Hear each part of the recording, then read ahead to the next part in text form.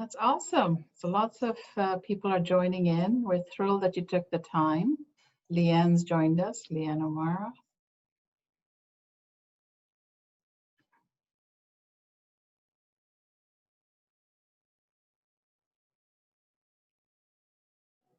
Beth has joined us.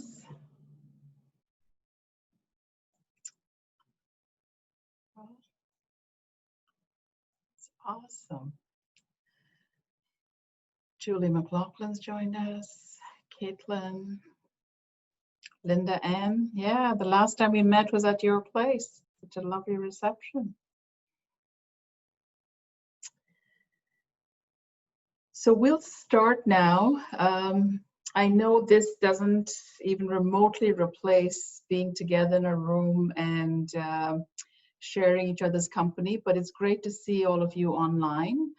We're really delighted. This is our first attempt. So we have John behind the United Way logo as our tech expert, helping to moderate and make sure things go smoothly.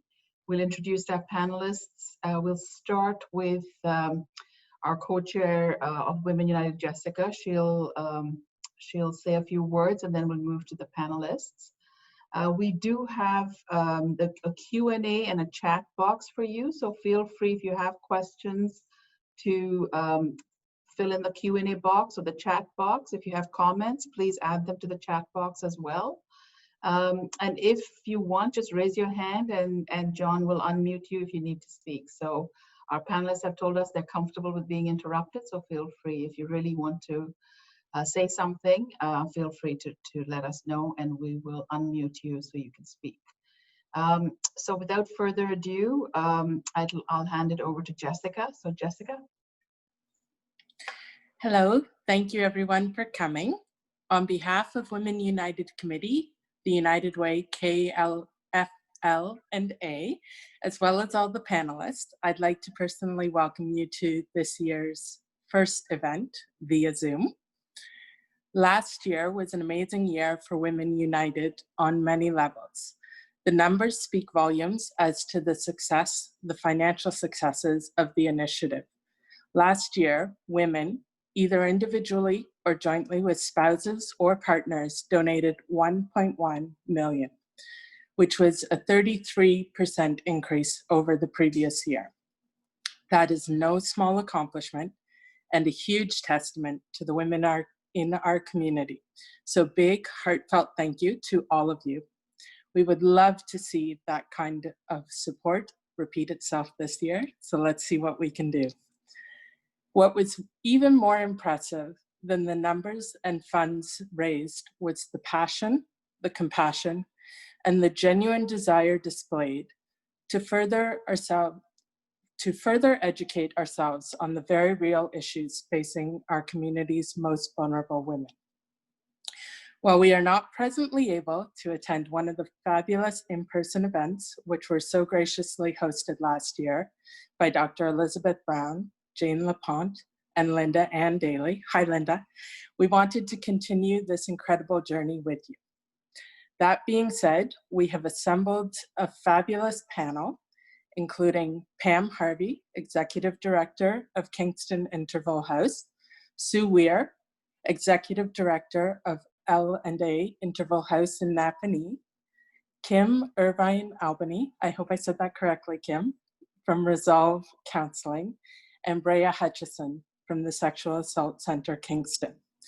These women, who champion on a daily basis through their agencies, will briefly share some of the agency's challenges, successes, and offer invaluable insights as well as answer questions. So thank you, everyone. Thanks, Jessica. So I just wanted to mention, firstly, thank you to all of you. It's amazing to see how women in our community have stepped forward at all the receptions with all your notes, how committed you are to helping women who are vulnerable in our community. And that's really heartwarming to see. The results from the campaign are certainly very, very encouraging. 33% increase, Jessica, that's amazing. So it's really wonderful to see everyone step up. We know that Kingston has unique challenges. We have some serious issues which we've talked about, high levels of gender-based violence, domestic violence. We have some really serious issues around human trafficking, addictions, a really extraordinarily high percentage of women who are homeless. 50% of our homeless population are female, which is really high, higher than most communities. 95% of these women have been abused before the age of 18. So again, something for us to really keep in mind as we look for long-term solutions, but also immediate solutions, crisis interventions to help women who desperately need help. So with us are four amazing leaders who will tell you a little bit about the issues they face and also how they are addressing some of the unusual circumstances around the pandemic, how they have responded, the trends that they're seeing. So again, feel free if you have questions to ask them. I'm really, really delighted that they found the time to join us today. So we'll start with Pam Havery from the Kingston Interval House and Sue Weir from the L&A Interval House will give you a little bit about what it means to work with women who are, women and families actually, who are escaping domestic violence. So Pam, I'll start with you. That's great. Thank you, everyone. I appreciate the opportunity to be able to talk about the work that we do. And I know we only have 2 to 3 minutes, so I'm going to try to focus on some key points. Kingston Interval House is one of the oldest shelters in the country. We opened in 1974. So we've been around for a long time, and I think that we know what we're doing and we do it well.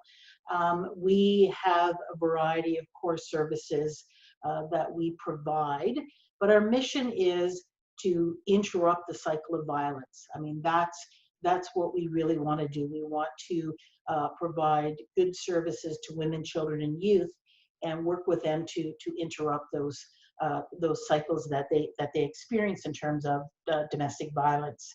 Our core services are the shelter, transitional programs, community-based outreach and support, second stage housing, public education, and engagement with the community. And I appreciate, Aparna, the statistics that you provided. I won't use this time to educate the women who are on with us, because I'm sure that they're well aware of the crises in our community and in our country. What I want to focus on is one of the successes with our agency and how it's been connected to this pandemic. We operate Robin's Hope, which is a second stage housing program, and it's named after a woman who tragically lost her life because there wasn't safe, affordable housing for her at the time. And Robin's Hope provides independent, supportive housing that's affordable to women and their families. Typically, the women are transitioning from the shelter into Robin's Hope, where they can live up to 1 year. And when they're at Robin's Hope, the apartment building, it's an 18-unit apartment building. It's safe, it's secure, there's security cameras that are linked into the shelter. There's supportive counseling. There are counselors and supports around transitional opportunities, life skills, and food security. And it's a really successful program. I could talk forever about the importance of second stage housing, because what we know in terms of interrupting the cycle of violence is that women need their own homes. When women leave violent, abusive relationships, they're the ones leaving the house. They're the ones leaving the home, and they're the ones who come into shelter. And so immediately they are homeless. And many women return to an abusive and unsafe relationship when they can't secure affordable and safe housing.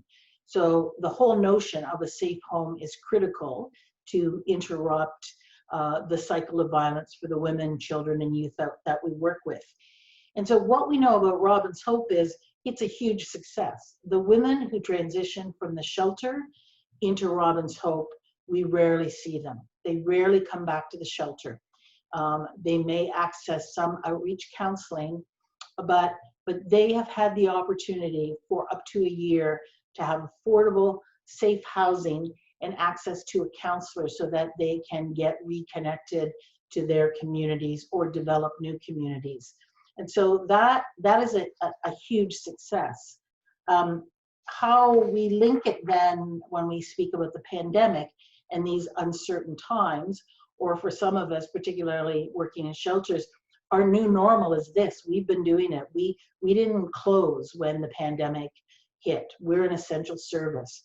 And I know Sue will speak about her experiences in the shelter. So I'm going to focus on second stage housing.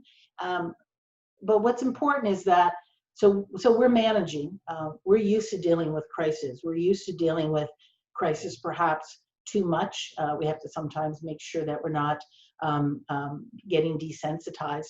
And so those of us running shelters, we've been open from day one, and we've been responding quickly, effectively, with all the directives and advice from the ministries and public health, because we needed to continue to make sure that it's safe for the women and children who needed to be in the shelter, but also the staff who work in the shelter.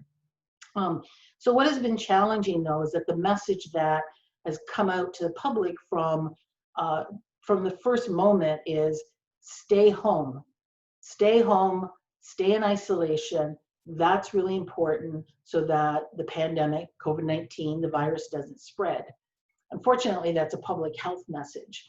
And so what we know in the work that we do with women who experience violence is that we know that home is not a safe place for many women and children.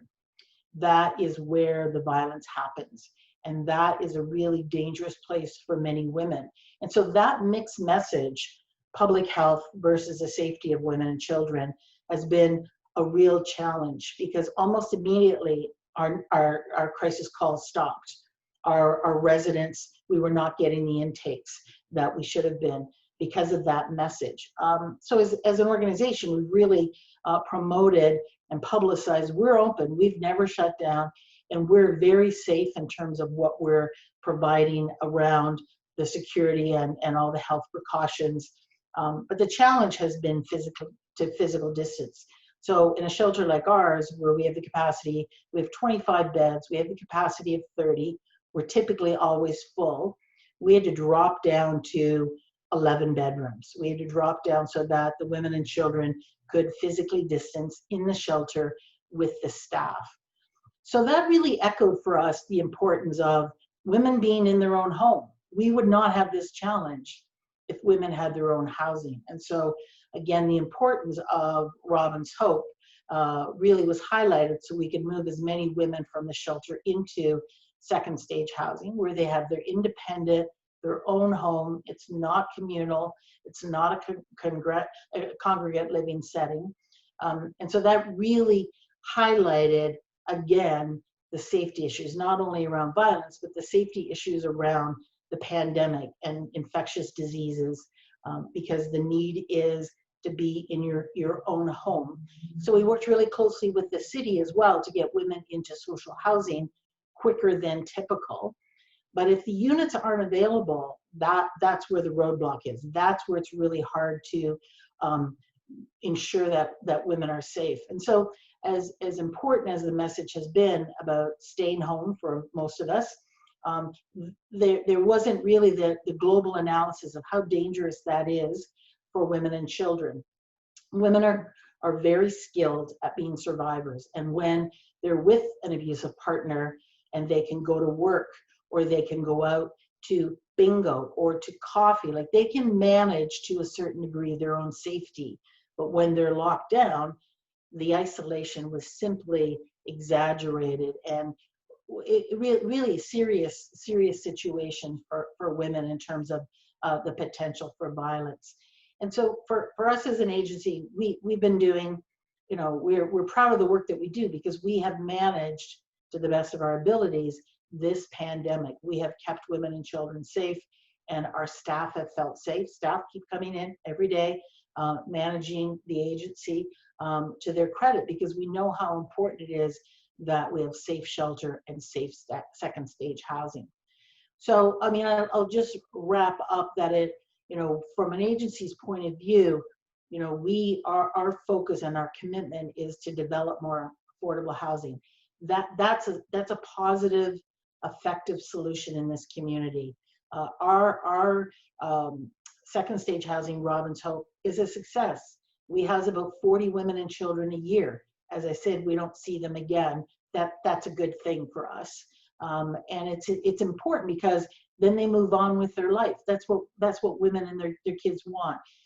So from our perspective, one of our strategic directions is to develop more affordable housing. We really believe that is how this community can interrupt or at least lessen the violence that women and children experience, and the cycle of violence, not only in terms of the abuse that they may be experiencing, but the cycle of poverty and the cycle of homelessness that they experience, because our community really is at a critical place where we have the potential to develop more housing. And I think out of this pandemic, we see that there is money available. The government has the money available for people to have an affordable living wage. There's money available for us to develop more programs from the government if we can. So there is that potential, and we're very optimistic about it. I think I'll leave it at that. I'm mindful of my time, but for anybody who's really interested in more about second stage housing or our initiatives around developing, because we are committed as an agency to develop another apartment building soon, is on our radar, then please contact me. But I'll turn it over to Sue as we try to piggyback this conversation. Thanks, Pam. Okay, well, thank you for having me. Pam and I haven't rehearsed, so we don't really have a nice, smooth schlick to go across there, but certainly one of the things, and Pam alluded to this, that was really a challenge in the pandemic is really being able to keep the doors open right from the very first moment that the pandemic really became apparent, and having to be able to maintain the equal measure of need for safety for women from the virus, but also need for safety for women and children from the violence in their homes. So ensuring that the lethality of the violence wasn't forgotten when we're trying to figure out the lethality of the virus. The virus and the violence get confusing. So we really were quite, I think, charged with some interesting things in terms of trying to figure out how we maintain service connection and how we ensure, as Pam was saying, that we're doing public education and people understand that shelters are still open. I feel like somebody in one of the organizations today in our community said, well, are you guys taking residents yet? And I was like, oh, actually, we've had residents in our shelters throughout the pandemic, and have continued also to market the notion that we are open and we are available. And it's been a really challenging thing. As Pam was saying, one of the probably best things that happened for us, and probably for Pam as well in her organization, is that we have access to transitional housing, because the first thing we did when this became apparent was try and move as many people as we could out of the shelter into either our own units or into other units so we could find for them in community in a really accelerated way.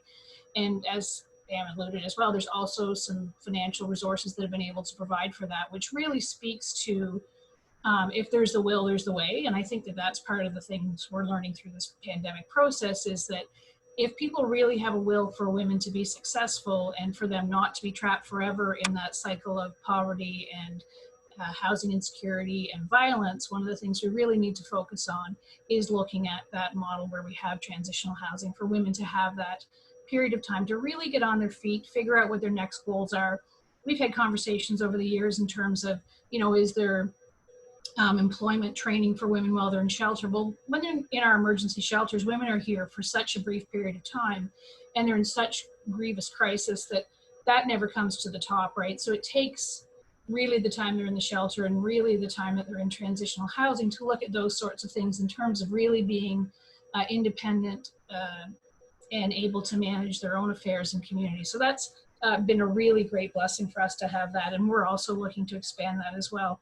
And one of the things that was interesting for us, because we're a really rural community, is trying to access our clients through outreach and the use of technology. And over the years, we've talked lots about, I wonder if we could, set up phone counseling for people who have childcare and transportation issues, because anybody who hears any kind of rural proposal, the thing they always hear is people can't get here and they have no childcare.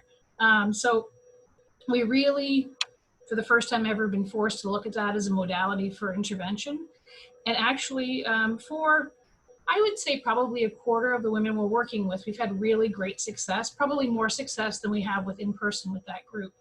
And that's because it really takes some of those barriers that are quite cumbersome to get, if I have to come from, I don't know, Tamworth to Napanee, and I don't have a vehicle, and I have to, rely on somebody else to drive me, and they have to drive me at the time my appointment is, and they have to take Johnny to grandma's, and then we have to go here, it becomes insurmountable, so people disengage. So those women really have, through the pandemic, engaged. Maybe they're desperate for our company as well, which isolation does that to a person, but we found that that's really been something that's been, again, another learning through the process, is that can really be beneficial. Now, there's probably another 50% that's middle of the road, and they could take or leave the technology. And then there's 25 on the other end percentage that really have done not very well with the technology. So that now we're really working to figure out how we engage with folks face to face again, and how we start to onboard people into our agencies in a way that's safe, but also then starts to meet their needs. Because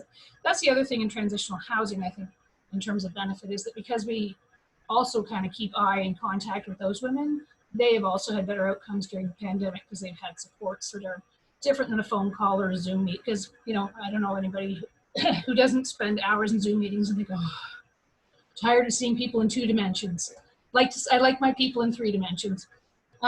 So they've really had the fortunate grace of having staff that are still on site, staff who are still in the building. And I think that'll be our next hurdle, is to figure out how we get the 75% of the people that do better really with face-to-face back online. And that'll be our challenges coming forward. And hopefully we won't have a second surge, and hopefully we won't have to figure out, how we restructure. But when we do, if we do, hopefully we won't. We actually certainly have things in place to be able to do that. So, and Pam, I don't know if I've made up our time or not. I probably still talk too long as well, but I will hand it over to the next group. So I think there's some questions that have popped up. So maybe if we can, I don't know, Lori or Kim, did you want to read out the question? Sure. Yeah, let me do that. It's Lori here. Good question for the panelists who just spoke. During this COVID time, I've seen some advertising sharing the symbol for help that women in violent situations can use when on a video call. She would be interested in hearing your take on this message and its effectiveness. Also, what someone should do if a friend or relative calls out for help in this way. Okay. In terms of the video messaging, it's something that came out very early on in the pandemic that wasn't very globally picked up. So our primary concern with that is that someone may try and message out with that symbol and make that message to somebody who doesn't necessarily know what it means. So we certainly have encouraged the distribution of that message, but I'm not sure that everybody's engaged in that. So we want to make sure that we're still doing other safety planning with women. And in terms of if you have family members, one of the things that I think is interesting that people don't always realize, that if you're concerned about a neighbor or a friend, or, and they're not really maybe prepared or interested or don't know what resources exist, people are welcome to call the shelters and say, listen, my neighbor across the street's living in a violent situation. I don't know how to help this person. What can I offer her? What do you offer? What can I tell her about?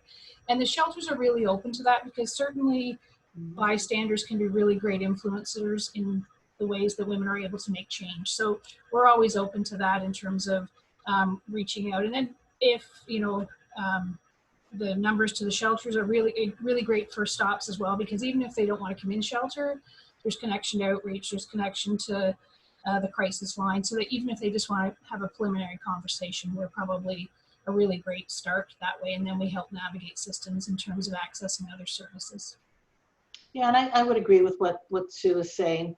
The other thing that I think is just really important is for people to be open to their friends and family in terms of the relationships, and not to assume that everything's okay. Now, I know Sue and I are coming from a perspective that, we assume that there could be problems, but if you don't know, like, for the best of relationships, this has been a very isolating time for individuals and couples and families. So by having those open-ended conversations about how you're doing, really encourages a woman to be able to start sharing, because that's really critically the most important thing for a friend or a family who may be experiencing violence, to know that they can talk about it and that they're not going to be judged. And I know that that's really simple to say, but as soon as somebody feels judged or feel any sense of question, well, then why are you still with a person that conversation is going to get shut down. So it's just being open to, hey, how are things going? I'm finding it hard. How are you doing? And I think that really goes a long way. And I just echo what Sue said, that call our crisis line and just get some advice. I mean, that's what the staff are there for. Just before we move to the next panelists, Sue or Pam, could you show our audience what the symbol looks like? Like what it's something to do with your hand, right? The V symbol? I'm afraid, I'm not sure I'm going to get it correct, but I think it's putting your hand up and then putting your thumb in first, and is it closing? Okay. And then over, yeah. Yeah. Right. See, Thank you. Yeah, and it's really not that universal. That's the challenge with it.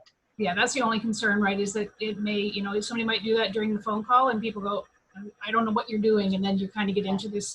And that's the challenge in technology, is we never know who's on the other side of that computer or on the other side of the screen. So we don't know, if the partner's standing just over the back of that, and you don't want to say, oh, what is that? Like, what is going on there? So it's a challenge. Great. Mm-hmm. But again, lots to learn, but we'll move on for now to Kim Irvin Albano, who's with Resolve, the clinical director at Resolve. So Kim, do you want to say a few words? Sure, I'd love to. I'm really happy to be here.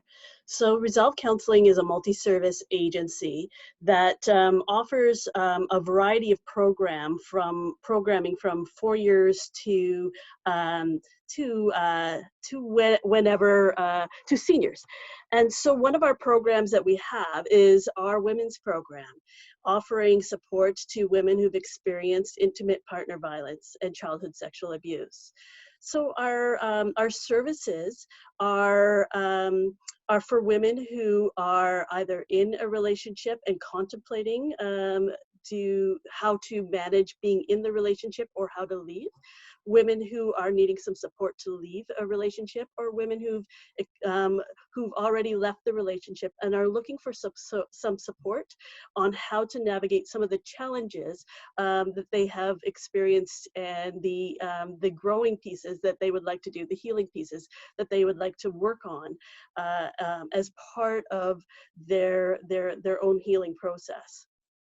So Resolve was able to navigate COVID quite quickly. We went from seeing clients in-house to one day to seeing clients through video and phone counseling the next day. So we didn't lose even one day of counseling, and I think our sister agencies all have that in similarity. We are all committed to offering really good, high-quality support to women in need. And so one of the things that we all are continuing to do during COVID is Resolve does a fair bit of outreach in our community for women who've experienced intimate partner violence. So we go into, for instance, Family and Children's Services or Child Protective Services, CAS, and we offer programming right on site. And so we are continuing to do a lot of that work remotely by still connecting with some of our partnering agencies. And so we're continuing to partner with some of the youth services agencies that we offer outreach services to through our women's programming. So all of these items are really important for women to experience because life doesn't stop when COVID happens. And as has been expressed with our previous speakers, the need for these services are actually really present and are quite important at this time. Some of the counseling that we offer is we offer both short-term and long-term counseling. And at Resolve, we've really noticed some trends that have come along with COVID. So the clients that we're working with, no matter whether it's short-term or long-term counseling, what we're experiencing is that people are really their trauma that they've experienced is really impacting the type of counseling that we're doing now. So some of the people that we're working with have been out and have been able to out of a relationship and have been able to work through some of their trauma experiences in counseling. And we're finding that the anxiety and the depression that people are experiencing is something that the trauma has impacted people's ability to navigate some of these pieces. And trauma survivors, if you can just imagine that the isolation that everybody is experiencing right now is particularly challenging to a trauma survivor. And so that phone outreach or that video call is particularly important when you're working with a trauma survivor. We're finding that a lot of our counseling is moving into a place where we're reminding women of the skills that they've already developed, reminding women of the tools that they've already learned, because this trauma has really created an environment with the isolation and the lack of resources. As Pam mentioned, some people have nowhere to go, and it's really impacted the way that people are navigating in their own healing journey. We've actually had a couple of situations where we've had to include our policing partners because we're talking to people right in their homes, and sometimes homes are not safe. And so we've on the phone have had to get our policing partners involved in a couple of situations. And we're happy to have that connection with our policing partners to be able to do that when a woman is in need of that service. And it's in the I think the final message that I really want to share with everybody is that this work is really important, really needed.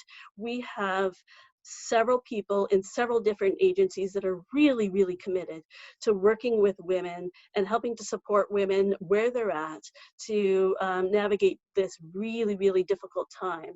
And the women that we're working with are really appreciating the connections that they're having with their counselors, and the ability to continue services. And sometimes it is an opportunity to relieve some of those barriers. A resolve is seeing the same things that others have mentioned. We are able to offer services to some women who may not have been able to come in as regularly as they would have wanted to because some of those barriers. So we at Resolve and talking to our community partners, we're looking at taking some of the gems that we have learned.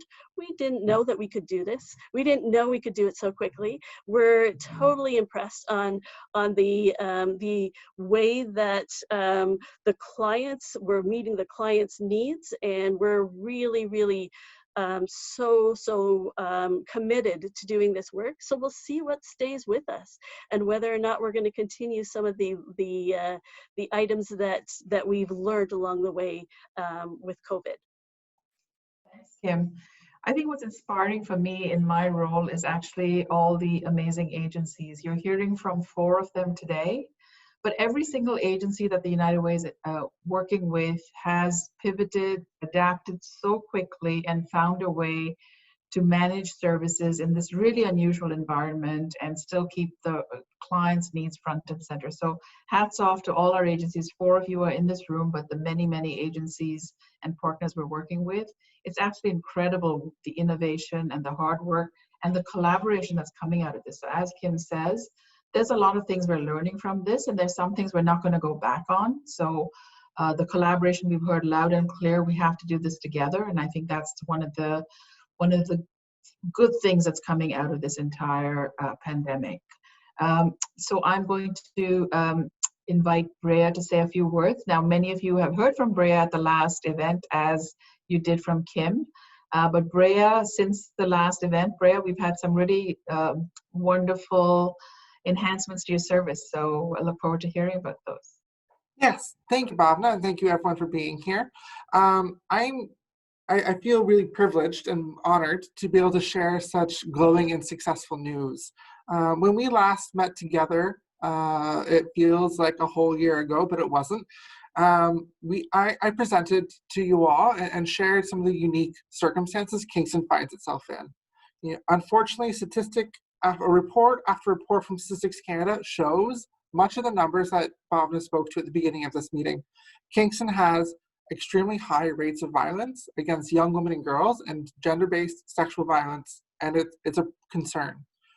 As a result, I shared about how since October 2017, we've seen a doubling of service requests at the center for survivors of sexual assault for counseling and psychotherapy.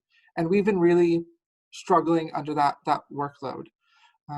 I shared about how our average wait list went from September 2017 of about 4 to 5 weeks to going as high as 12 or 13 weeks. Because of this space, I am really happy to report, because of you women, this table, that our wait list today is about 4 days. And this is tremendous work that is no accident, and it is the gifts and the result of everyone here. We presented a proposal to United Way and Sue's donors with United Way that we could eliminate our wait list in 1 year with a small infusion of money to support survivors. And that started happening in January 1st of this 2020. It has been a long 6 months and nothing is quite normal, but it's taken us this time to very proudly share that we don't functionally have a wait list. I really just want to connect. United Way talks about local love as their connecting theme. I can't think of a better example of local love than solving a local problem with a local solution. And that's what happened here. We've demonstrated that survivors can receive support the day they ask for it. For so long, that hasn't been the case. And where I hear some of our partners, and sometimes I get so overwhelmed with the context of the field we work in, violence against women, that it feels insurmountable and that these problems are historic and long lasting, but solutions and addressing the problem and addressing the solution is possible. And that's because of your generous donations and support. We are really excited. June and May are not our historic busiest months. Those are September, October, and November, but we are positioning the center to really thrive and to continue to offer that no wait list to services for every survivor who walks through our door. In addition, there's been other benefits that we didn't expect. Something we never really thought of, but by eliminating the wait list, that pressure on our counselors is relieved a little bit. We're no longer pushing our caseloads to the max to make room for one more. We're no longer pushed in ways that creates vicarious trauma or burnout in our counseling team, and also allows us to dedicate more time to professional development. So it's one small contribution that's having a widespread impact of positivity throughout the organization. So I would really just like to sum up by thanking you all for being here, thanking you all for your contributions. It's possible to eliminate a wait list. It's possible to make change. Thank you. That's awesome, Rhea. So firstly, thank you to you and your counselors for all the work. It's not easy for any of you, any of the 4 agencies here. You work and live in very difficult circumstances every day. So thank you for the work you do, first off. And thank you to the Women United for this support. I mean, this is a forum where we're able to bring forward these issues, and it's wonderful to see the response and how our generous donors have stepped up to help with that issue. So thank you again. I cannot say enough. I'd like to, while I'm turning it over to Jane, really thank our Women United committee, and some of them are in the audience, some of them are here with us on the panel. But this is an amazing forum for all of us to help each other, to work on issues that matter to us. So thank you all for the time and energy and passion you have. And I'm going to turn it over to Jane Lapointe, who is co-chair of Women United. Thank you, Pavna. Yeah, I have to agree. This format is a little bit different. I wish we were all together in one of our rooms and doing that, but I'm very thankful that we've got this format that we can still continue to come together in some small way. And I think that the words we've heard today from the different agencies are pretty large and impactful. So I just want to say thank you to each of them for giving up their time to us this evening. evening. And I have the pleasure to introduce our final panelist, Angie McNeely. And it's my pleasure to welcome her this evening. Angie is a graduate of Queen's University and the Rotman School of Business. She has been with the Kingston Police since 1985, and she is our current Chief of Police. She is also a long-standing and valued volunteer with the United Way. She has served on both the campaign cabinet and former chair of the Women United Committee. Certainly in my experience, Angie has been a very thoughtful and committed leader in our community and with the United Way. If you have heard her speak in the past, you will know that to be true. She is also, for the United Way this year, the 2020 campaign chair. So thank you, Angie, and please join me in welcoming her for some final comments here. And you're on mute. You'd think I'd get used to this.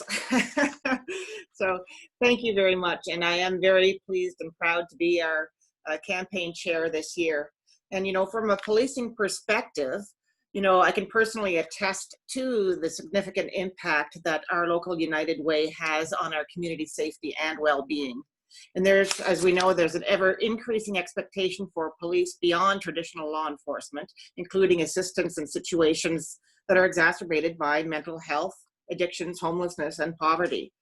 And the Kingston Police benefit directly from the value of the investments made by United Way into our many community agencies, especially as we've heard here. You know, we work very closely with the agencies such as the Interval House, both Kingston and Napanee, Resolve Counseling, and of course the sexual assault centers. And you know, we know that we work collaboratively together. And you know, when I look at some of our statistics through the COVID, we have not seen an increase in any way from the same time period between now and then in 2019. We had a slight blip in domestic violence, an increase in the month of April, but we rely on the resources by our partners when people have to reach out, when they can't reach out to the police or we're not able to be there, that we have our community partners that can help them through. And I was particularly interested in hearing with Resolve Kingston, the fact that that different way of communicating with people inside their home, and then having that ability to, unfortunately, when something happens, but fortunately that police are able to attend based on that communication to call for help. When I noted through everything that I've heard here today, I wrote down a few things. I really heard a lot of passion, committed people that really are interested to help and committed to help domestic violence survivors, sexual assault survivors. The innovative ways to change is our new normal. And I was impressed to hear how quickly that change and adaptation happened, from face-to-face to telephone counseling to chats to just different ways. So very impressed. And the client's needs come first, and that collaboration, all that just rang clearly here today as to what I'm hearing.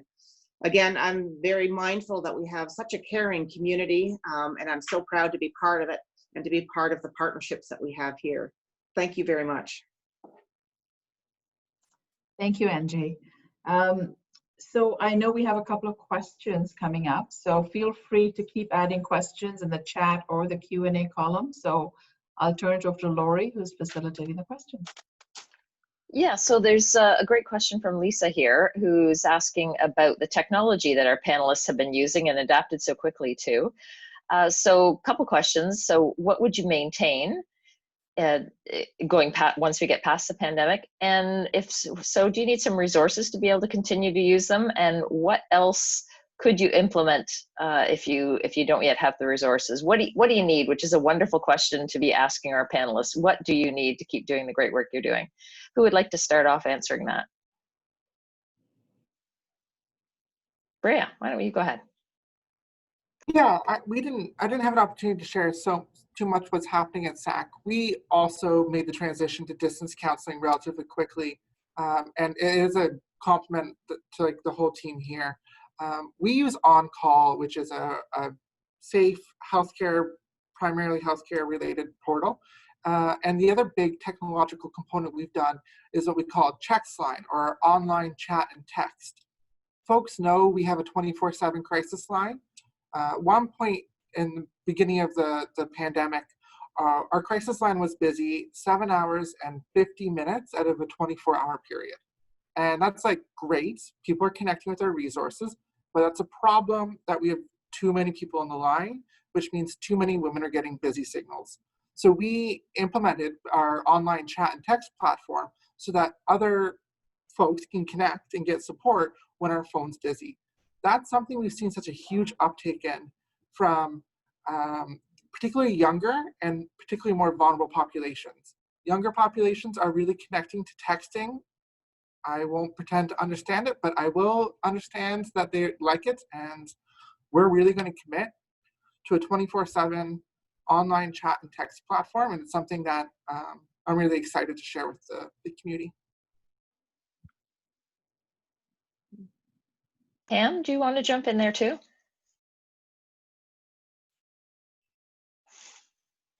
Sorry about that.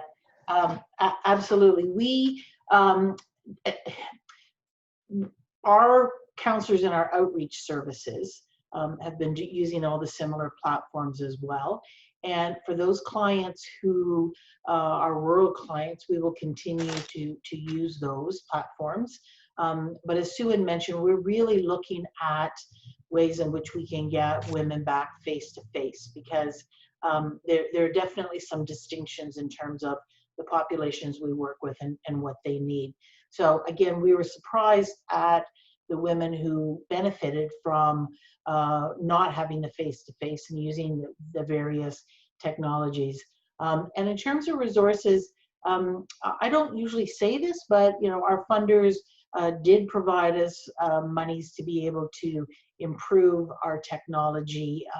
We continue to look at the safety of that as well, though. As Sue had indicated, doing a Zoom meeting, there can be a real false sense of security for the woman, and the same in terms of texting. So we're cautious as we move forward, and maybe we're just really a bit skeptical in terms of what might be the safest for women, because we also know that through those platforms there's a level of isolation that continues, and so for a woman to be able to get out and see her support person or counselor face to face, we can't really measure the benefit of that human contact.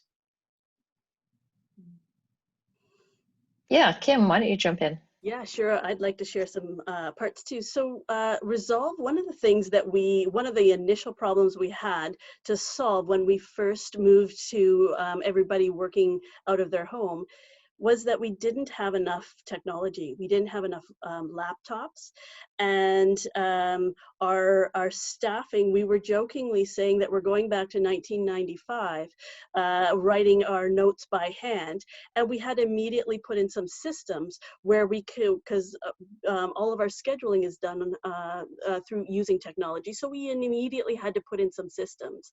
So we were needing to really get some of those laptops in place initially, and that was a problem that we were able to solve. And so it really helps us to be able to just give better services when we do that. Secondly, one of the things that we, as Brea mentioned, is we too have on-call health that we use, and it's an expensive platform, and we have certain requirements that we have to do with our accreditors, that we have to use certain platforms that are quite expensive. So that's an ongoing expense that all of our agencies are having to really navigate during this time. So it's something that the United Way has helped us with, and we're grateful for that support. The third part around technology is the piece that we're really concerned with, and a lot of our community partners are really concerned about, those women who don't have access to phones and to access to the video on their phone to be able to connect with their counselors. So we're really finding some creative solutions. In our community, we're having conversations about being able to get phones out to the people who need it so they can connect with their counselor or any other resources they need, or to offer some space in some community events where women can come in and talk to their counselor if the services are continuing to be offered off-site. So we want to make sure that we have we look at that piece of technology as well, because it's not only the technology for the agencies, but it's the technology for the clients, and we're really concerned about those who we're not reaching. I would just Yeah. just follow that up. Like, one of the challenges, because we actually have gone the road of working with Rogers to secure some phones in DV situations, is it's pretty hard to explain where your new Samsung 7 came from without identifying that you're attached to an organization or have contact with Mineral House to get this device. So that's certainly one of the challenges, and I'm not sure, we haven't really mustered a good way around that. So part of the challenge is we actually have some technology to distribute, but we don't really have a very safe way to do that for some of our women. But I always have to give this as the rural service provider. And to echo what Pam was saying, I think it's really valuable that we start to see people face to face and connect them back to humanity and to reduce their isolation. So I'm always going to put a plug in for travel expense to get, because you know what, it's fine to do a Zoom group and it's convenient, you don't have to travel. But there's something about talking to somebody over coffee at break about what happened on the weekend and, you know, what your kids are doing and how it's driving you crazy. And it's just typical mom stuff, or it's, you know, just having that sense that other people in the world are having the same experiences that you have, that really has such tremendous impact on women and really helps with their recovery. Because I think one of the challenges with domestic violence is everybody assumes that they're the only person that's ever been in that position. And I don't know how many women I've said over the years, we didn't just build this shelter for you last night. This is an issue that is far-reaching, that goes across every socioeconomic, every education, every level of society, and you're not alone. And I think really gathering 10 women around a table who are all in the same boat has such tremendous impact. And I see that really in terms of need going forward as to where we really would like to go back to. So. Okay, thank you. We have a great question from Caroline. Thinking ahead to the government's response to the report on missing and murdered Indigenous women and girls, what would be the one or two things you hope the government will do? Who would like to start out responding to that?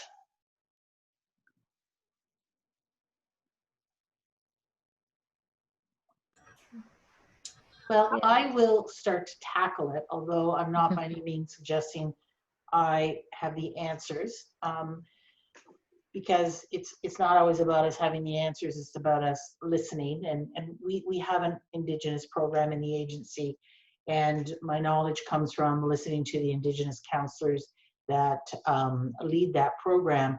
But I think that we are so off the mark in our country in terms of accepting the level of racism that occurs and the level of racism that exists for our Indigenous peoples in this country. And so I don't have an easy answer, but we really have got to start listening, and we have to start committing monies.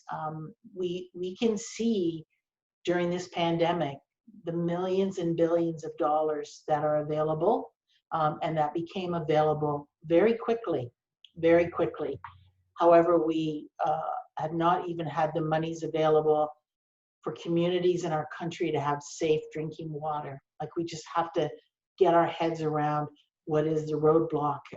And so again, this is such a big conversation, but we have to have the willpower and the commitment, and we have to have political leaders that actually do concrete action, and not, we need to stop talking about it.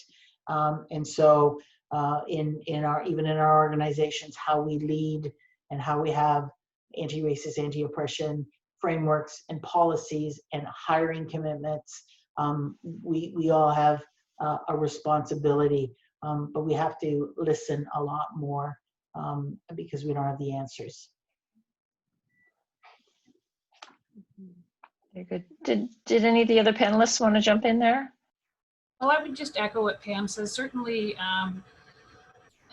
creating space for some of those discussions around why this continues to happen and how we keep our marginalized folks marginalized, and what we can do as individuals and organizations and communities to ensure that we don't continue to marginalize people and leave them in the fray, I think is really a huge step forward. And the more we put value on the lives of those missing and murdered Indigenous women, the more presence they take up, the more, momentum forward to really look into what's going on, because it's not something that happened 100 years ago and we can't really solve it. It's something that continues to happen day in and day out. And how can we as a community and a country respond in a way that really ensures that we hear that going on and make sure that we demand a response?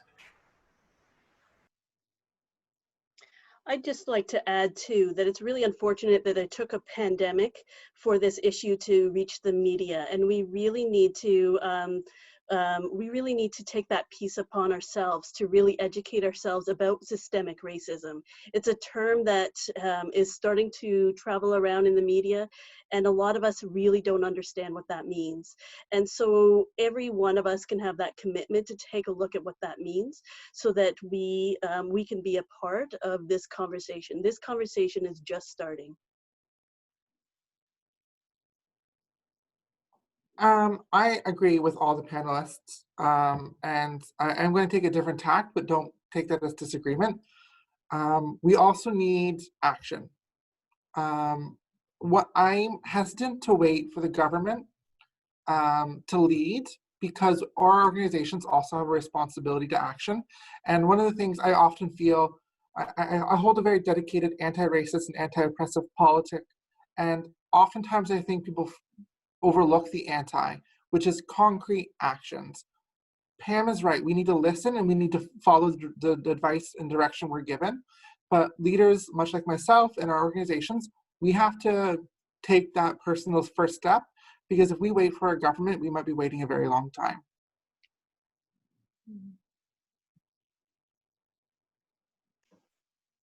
Okay, are there any more questions? I'm not seeing any more in Q&A or chat, but feel free. We still have our wonderful panelists here.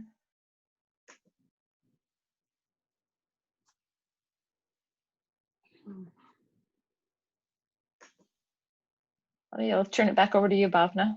Okay.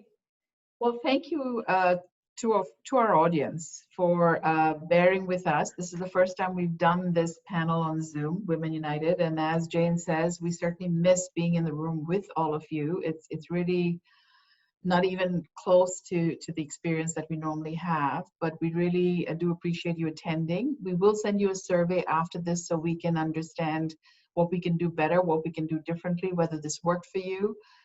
We hope there will be a time in the very near future where we can meet in person, but till then, what kinds of conversations would you like us to initiate?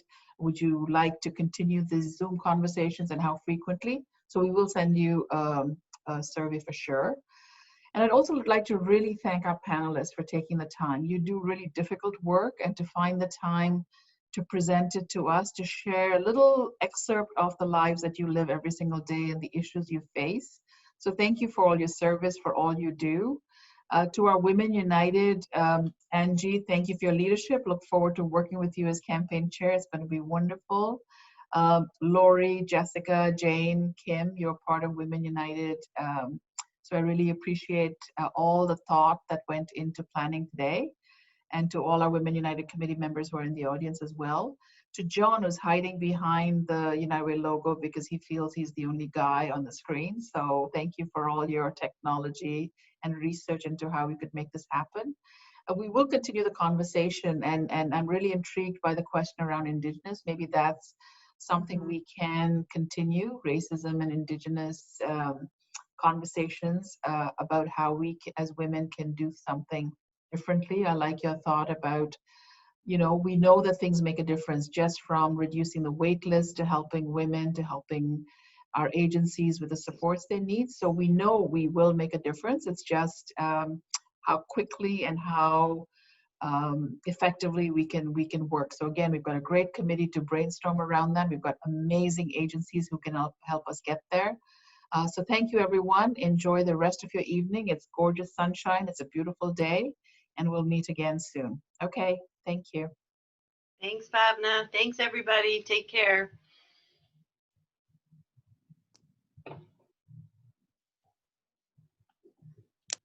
Thank you all very much, the panelists. Really, really appreciate your insight. And yeah, I always learn something new from the things that you tell us.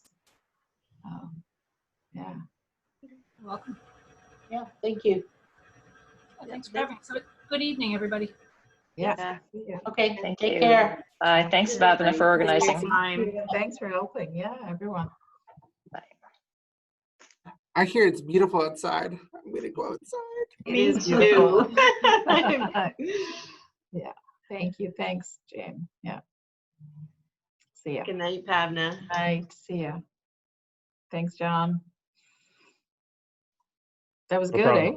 Yeah, it was great. No problem. I will. I've got it recorded, so I will download that as soon as it goes through, and then I'll upload it to our server tomorrow. Yeah. Yeah. What did you think? It was great. Great session. Very informative, and yeah, I thought it was a good discussion with lots of great information. Yeah. Just missing the wine, like you said. I know. Thanks, Okay. John. Appreciate it. Talk to you tomorrow. Yeah. Yeah. Bye. Bye.